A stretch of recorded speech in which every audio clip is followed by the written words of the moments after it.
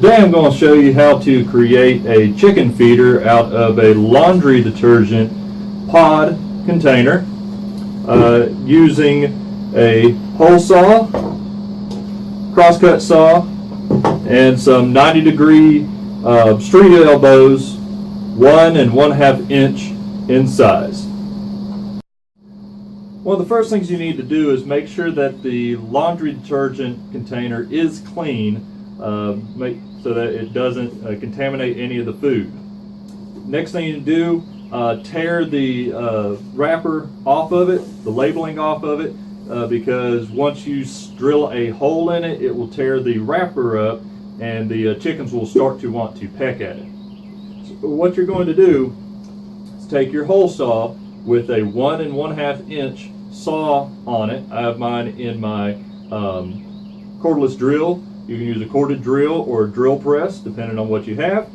And you're going to drill a hole offset to one side. I've already got one drilled on this side. I'm going to drill one over here. If I were to measure from the bottom to the center of this hole, it would be about 3 inches.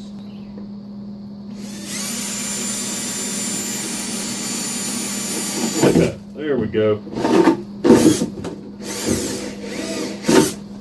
All right, so there is your drilled hole.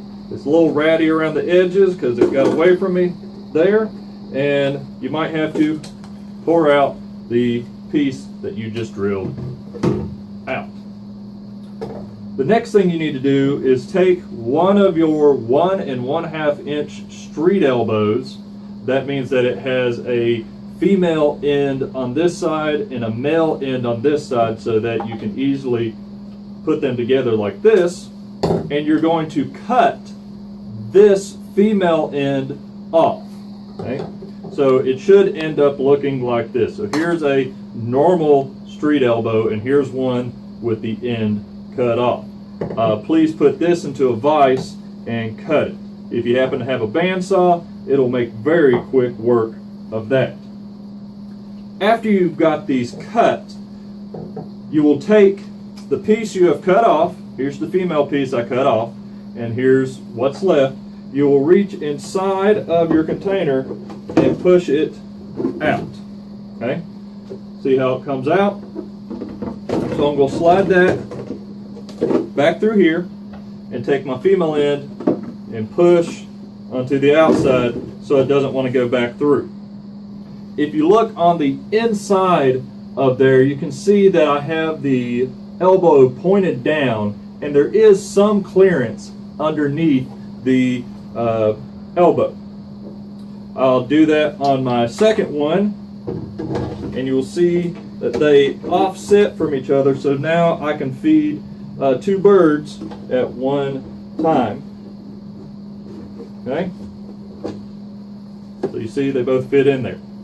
Now all you have left to do is to take some construction adhesive or caulk and put around there and push up against the container.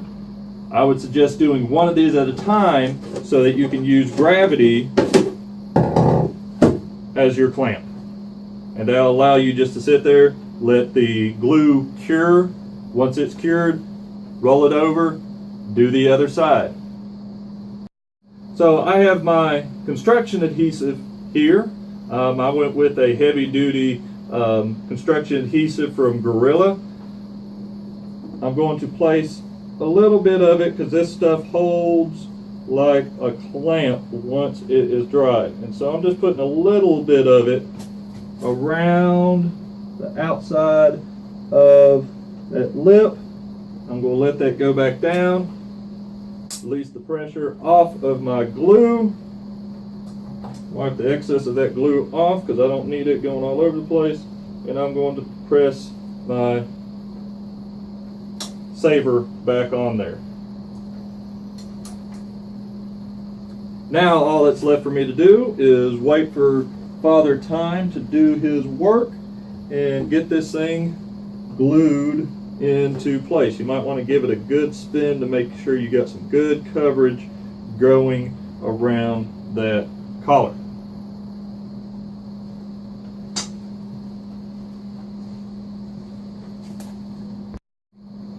One of the things you need to make sure you do that I may have skipped over was that you need to make sure that you have glued the male end of the PVC pipe using just, this is all-purpose cement. It's for all PVC. You can find it at any hardware store. Make sure you don't get the black ABS stuff. It does not work. And you can glue that on there. You can do this after you've glued it in place. Okay? But the problem is that you might pop it off. If you do it this way, you can still insert it from this side, add your construction adhesive, and glue it into place. But make sure that you wait till this one is cured before you roll around and glue it from the other side. So here we are with our finished feeder. Just add your top to it, and there you go.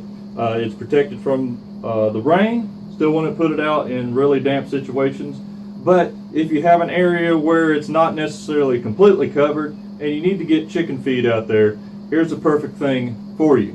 You can use the same idea with 5-gallon buckets to give you a greater capacity of feed, where a little feeder like this gives you a ability to put it into a smaller place, and you'll hold maybe for 4 or 5 chickens, you'll maybe hold about a week to 2 weeks worth of food inside of here. Thanks. Have a great day.